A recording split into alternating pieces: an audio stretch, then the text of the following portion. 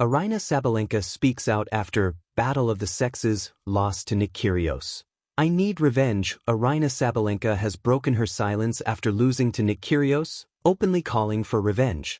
The Battle of the Sexes, held on December 28, is still making waves. Nick Kyrgios, a former Wimbledon finalist, 2022, who has fallen below number 650 in the world rankings, defeated Aryna Sabalenka 6-3, 6-3, a result the world number 1 now wants to avenge. I think I'd do it again without hesitation. I need revenge. I don't like leaving things unresolved, Sabalenka said on Thursday ahead of the start of the Brisbane tournament, part of her build-up to the Australian Open, January 18 to February 1. I think for the next match we'd propose a different format. Before the match, I didn't realize I'd have to adapt, and it was a bit difficult. I think I'd keep the full court, but I'd take 2 serves. That would balance our levels much more, said the 27-year-old, a 4-time Grand Slam champion. This 2025 Battle of the Sexes inevitably recalled the 1973 showdown that pitted former American champion Bobby Riggs, then 55, against the era's 2 leading players, Margaret Court and Billie Jean King. That historic contest was about women reaffirming their worth at a time when the professional women's tour was being organized, and King's victory over Riggs, after he had initially dominated court, had a profound impact. The Dubai re-edition drew mixed reactions, both regarding the quality of the match and its purpose. Billie Jean King herself drew the comparison, stressing that our match was about social change, which is not the case with the Kyrgios-Sabalenka clash, noting that the women's tour is now well established and prize money for women has increased significantly since the 1970s. The lights were still buzzing when Aryna Sabalenka finally sat down on the edge of the court, towel draped over her shoulders like a flag that had survived a storm. The crowd hadn't left yet. Some were still cheering, some were laughing in disbelief, and some were replaying the last serve on their phones, frame by frame, as if slowing it down might change the ending. Nick Kyrgios had won the Battle of the Sexes. Aryna Sabalenka had lost.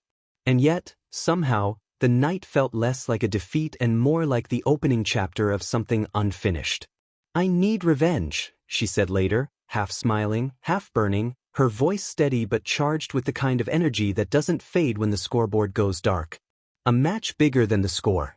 From the beginning, this was never just an exhibition. It was marketed as fun, loud, unpredictable, but everyone knew what was really on the line. Curiosity. Old arguments dressed up in new shoes. Could raw power beat raw power when it came from different bodies? Could precision and discipline stand up to instinct and chaos? Could a women's world number 1 stare down one of the most explosive servers in the men's game and refuse to blink? Sabalenka didn't blink. She walked onto the court with her usual fire, shoulders back, jaw set, eyes sharp. Kyrgios grinned across the net, feeding off the noise, the cameras, the moment. It was classic Nick, showman energy, playful confidence, danger wrapped in humor. The first games were electric. Sabalenka's ground strokes cracked through the air like thunder. Kyrgios answered with serves that seemed to appear out of nowhere, gone before the crowd could even inhale. The rally exchanges were brutal, short, intense, tennis stripped down to its loudest elements. And for a while it felt even. Then, slowly, the margins began to matter. A missed return here. A net cord there. A second serve punished just enough. Kyrgios took the match. The scoreboard told one story. Sabalenka's expression told another. Losing is personal.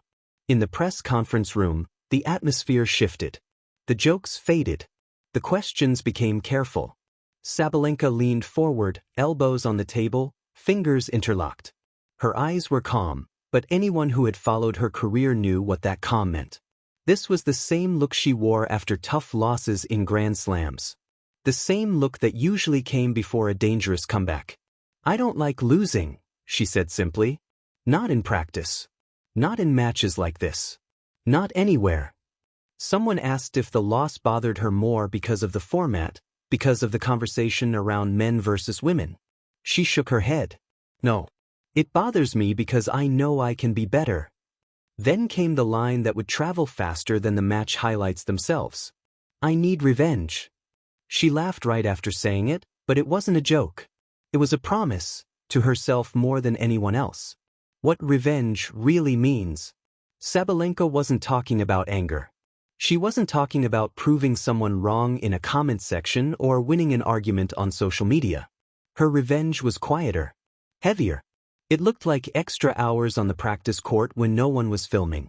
It sounded like the relentless thud of serves at dawn.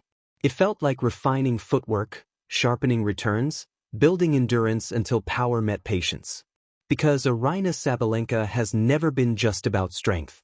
Her career is a story of evolution, learning to control the fire instead of letting it burn everything around her. This loss didn't threaten her identity. It reinforced it. "I don't see this as men versus women," she said later. "I see it as competitor versus competitor. And as a competitor, I want another chance." That was the heart of it. Not gender. Not spectacle. Competition. The crowd, the noise, the pressure. The match also exposed something else: how much pressure women carry when these events happen. One loss becomes a headline. One result becomes a debate. One night becomes evidence for arguments that ignore decades of excellence. Sabalenka knew that too. "I felt the crowd," she admitted. "Every point felt bigger than usual. But that's okay.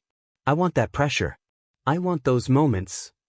Pressure has always been her training partner. From Minsk to Melbourne, from early exits to Grand Slam trophies, she has built herself inside uncomfortable spaces. The louder the noise, the more clearly she hears her own goals. And her goal, after this match, sharpened instantly. A rivalry that might not end here. Kyrgios, for his part, was respectful. He praised Sabalenka's power, her fight, her presence on the court. He joked about not wanting a rematch too soon. But tennis has a strange way of circling back. Exhibitions become traditions. One-offs turn into rivalries. A single quote, "I need revenge," becomes a hook the sport can't resist. If they meet again, it won't be the same match. Sabalenka won't walk in just to compete. She'll walk in with memory, with adjustments, with intent. And that is often the most dangerous version of any athlete.